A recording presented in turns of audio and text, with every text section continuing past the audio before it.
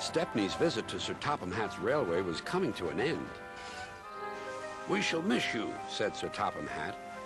Then he turned his attention to all the other engines. "My railway is very busy, and I'm pleased with you, but you need help.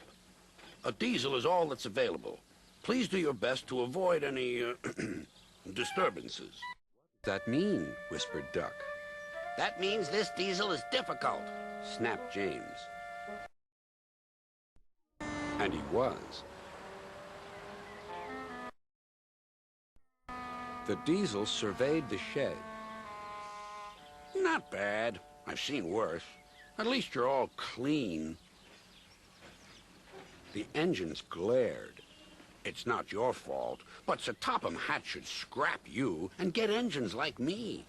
A fill of oil, a touch on the starter, and I'm off. No bother, no waiting. They have to fuss round you for hours before you're ready." The engines were furious.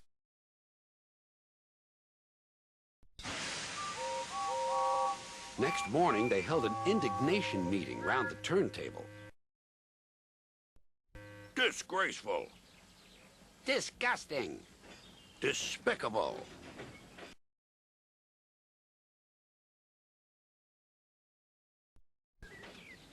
To say such things to us," cried Donald and Douglas, "is to teach him a lesson we'd be wanting. Now, how do we do it?"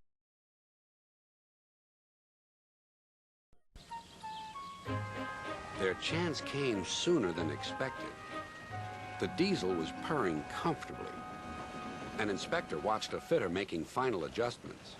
The wind tugged at the inspector's hat. The diesel was ready.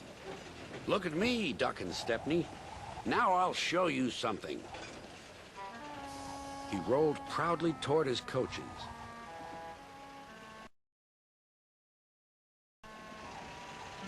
Then it happened.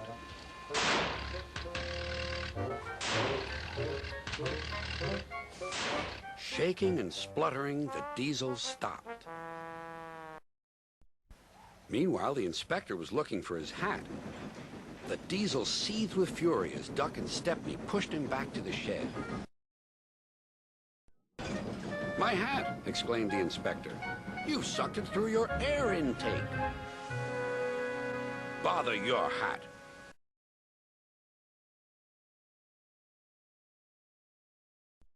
"The heavy train's due out. You'll have to take it, Duck. Stepney, will you help, please?" "Thank you, sir," cried Stepney. "I'd like a good long run on my last day."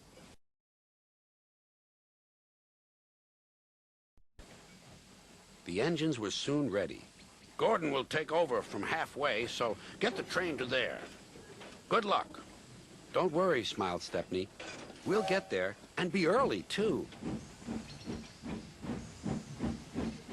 The cavalcade moved carefully over the rails and out to the open line.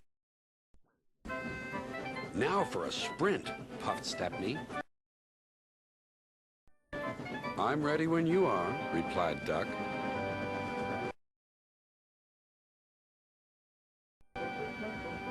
Soon they were whizzing through Edward Station.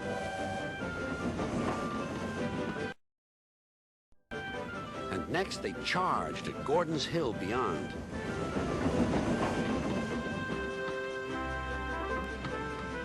They felt the drag of the heavy coaches here. It was hard work.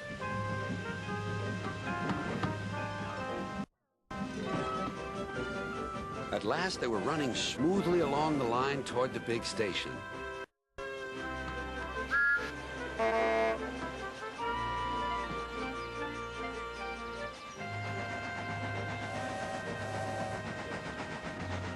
"Hello, you're early," said Gordon. "That's one in the headlamp for old Diesel."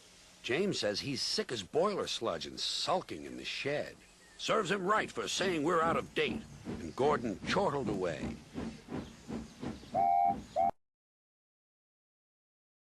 Next day, everyone came to say goodbye to Stepney.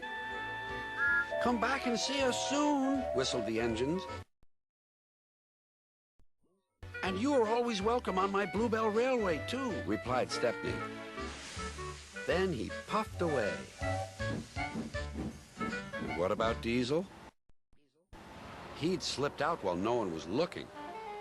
But he left two things behind. A rather nasty smell and a battered bowler hat.